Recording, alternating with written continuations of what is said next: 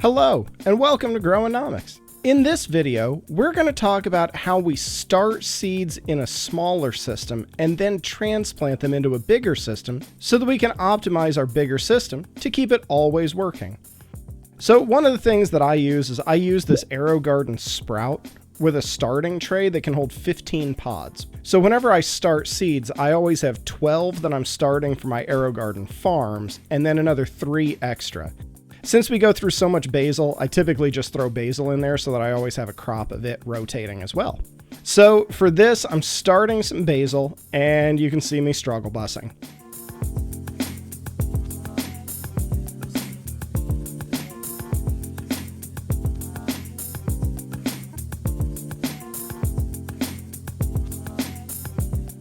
Here, I'm adding grow media that I bought online, and I soaked it in distilled water so that it gets a little bit damp, so that when I add water later on, it doesn't take all the water just to rehydrate the grow media.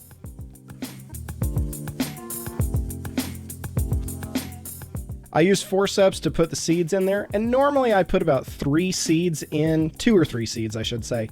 That way I have a couple starts and I can choose which one is the best, and then just move forward with that as our main plant for that pod.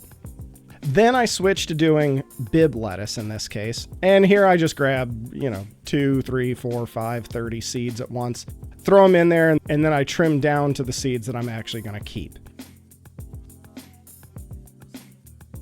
And we're going to speed through this because it's kind of a laborious process and I get seeds everywhere because I'm not exactly the most graceful of people.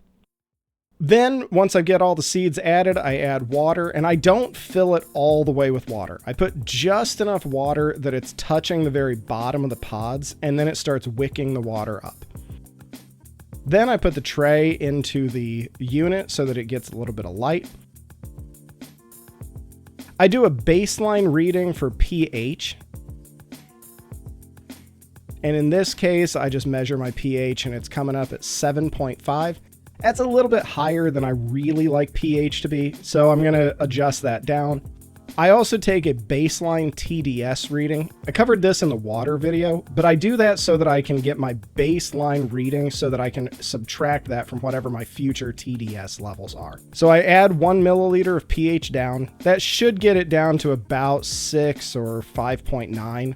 Then I put on my light diffuser. I 3D printed this, but you can always just put a piece of cellophane or a plastic bag over it. You just want to get the light lessened a little bit. And now I'm doing a montage of how the seeds grow across a week. So after 1 week, we're going to be ready to transplant these into our bigger unit, which is the Aerogarden Farm. And that's our actual grow unit. So the first thing that we're going to do is I'm going to put net pots or baskets into each of the holes. You can buy these net pots, you can 3D print them. They're pretty readily available. Really, they just serve to hold the grow media. So I put all 12 of those net pot baskets in.